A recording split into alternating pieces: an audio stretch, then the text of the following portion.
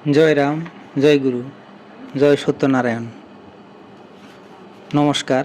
গল্প কথায় রাম ঠাকুর চ্যানেলে সব বন্ধুদের স্বাগতম। বন্ধুরা, আজ আমি স্বর্গীয় বিভাসচন্দ্র দে মহাশয়ের মাতৃদেবীকে ঠাকুরের যে তিনটি আশ্বাস ছিল সে সম্পর্কে আমি এর আগে একটি পর্বে আপনাদেরকে শুনিয়েছিলাম। এখন আজকে দ্বিতীয় পর্ব আমি শুরু করছি। প্রথম পর্বের পর কয়েক বছর অতিক্রান্ত হয়ে গেছে। বিভাসচন্দ্রের জীবন নাট্যে এসেছে অনেক পরিবর্তন। প্রমত্তা পদ্মা নদী বিধৌত শান্ত ছায়া শীতল গ্রাম্য জীবন ছেড়ে তিনি এসেছেন উত্তাল উদ্দাম সমুদ্র তীরে পুরীধামে। আপন জননী ও সহধর্মিণীকে নিয়ে বাসা ভাড়া করেছেন পুরীতে। জগন্নাথ মন্দিরের উত্তরে অনেকটা দূরে তৈরি করেছেন তার ইটখোলা। সকালে বাজার সেরে কিছু মুখে দিয়ে বেরিয়ে পড়েন ইটখোলার উদ্দেশ্যে। দ্বিপ্রহরে এসে মধ্যাহ্নভোজন সেরে চলে যান ইটখোলায়। ফিরে আসেন আবার রাতে শ্রান্ত ক্লান্ত দেহ নিয়ে। একজন সহকর্মীর অভাব ইদানিং বিভাসবাবুর তীব্র হয়ে উঠেছে। সঙ্গে কেউ থাকলে পরিশ্রম অনেক লঘুবোধ করতেন, কিন্তু কোথায় পাবেন সেই রকম লোক? পুরীধামে তিনি নবাগত, পরিচিতের সংখ্যা এখনও নগণ্য। এই অবস্থায় কঠোর পরিশ্রম ছাড়া আর উপায়ান্তর নাই। কয়েকদিন পরে রাত্রিতে ফিরে এসে বিভাসবাবু দেখলেন ঠাকুর মহাশয় তার পুরীর বাসাবাড়িতে এসে উপস্থিত হয়েছেন। প্রাণভরে তিনি ঠাকুর মহাশয়কে প্রণাম করলেন বারংবার। ব্যবসার কথা তিনি আদ্যপান্ত খুলেই বললেন। সব শুনে ঠাকুর মহাশয় বললেন যে শ্যামবাবু তো পুরীতেই থাকেন, তিনি বড়ই অসুবিধায় কাল কাটাচ্ছেন।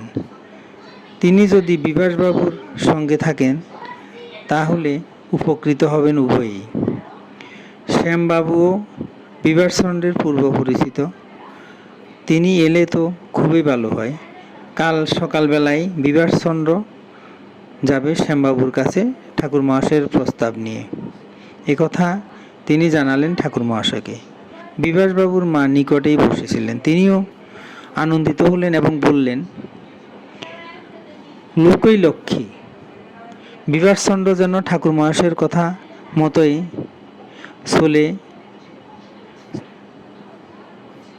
বিভাসচন্দ্র যেন ঠাকুর মহাশয়ের কথা মতোই চলে, তাহলে সব বাধাবিঘ্ন দূর হয়ে যাবে।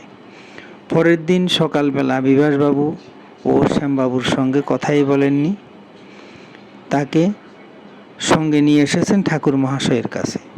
আর শ্যামবাবুও ঠাকুর মহাশয়ের সাথে সাক্ষাতের জন্য আসেননি, তিনিও তার বিছানাপত্র সব কিছু নিয়ে এখানে বাস করতে এসেছেন স্থায়ীভাবে। সেদিন থেকেই শ্যামবাবু ও বিভাসবাবু একই সঙ্গে ইটখোলায় যাতায়াত এবং কাজকর্ম শুরু করে দিলেন। সেদিনটাও ঠাকুর মহাশয় বিভাসবাবুর বাড়িতেই দিন রাত্রি অতিবাহিত করলেন এবং পরের দিন অতি প্রত্যুষে ঠাকুর মহাশয় অন্যত্র চলে গেলেন। কিছুকাল কাটার পরে শ্যামবাবুর সাহচর্যে বিভাসবাবু ব্যবসায়ে করতে আরম্ভ করলেন। ইটখোলার কাজ ক্রমশ উন্নততর হতে আরম্ভ করল। আশার আলো দেখতে পেলেন বিভাসচন্দ্র। অবসর সময়ে তিনি শ্যামবাবুর সঙ্গে গল্প করেন আর তাতে পরিশ্রম লঘু হয়ে আসে।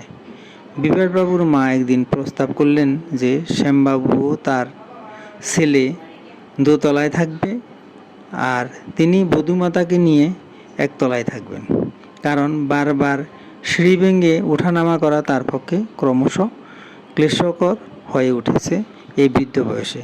সেই থেকে শ্যামবাবু আর বিভাসচন্দ্র থাকেন দ্বিতলের ঘরে, আর বিভাস জননী ও বিভাস সহধর্মিণী থাকেন নিচের তলায়।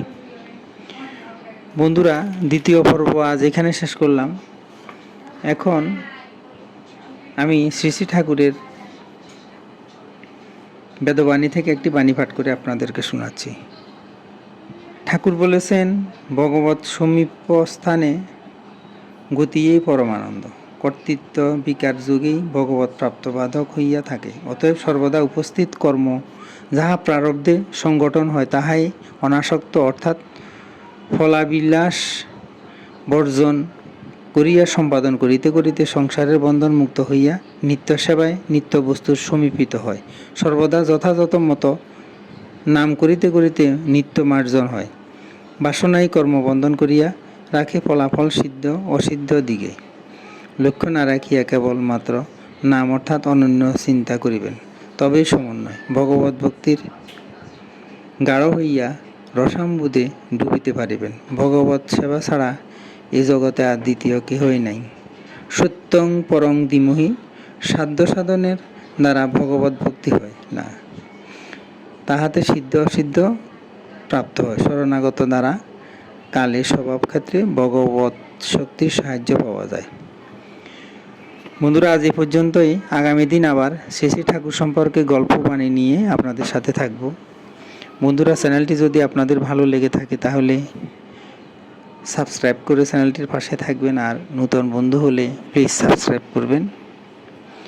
আর ঠাকুর সম্পর্কে ভালো গল্প পেতে এবং লীলা সম্পর্কে জানতে লাইক শেয়ার কমেন্ট করবেন। ধন্যবাদ, ভালো থাকবেন। জয় গোবিন্দ, গুরু কৃপায় কেবলম।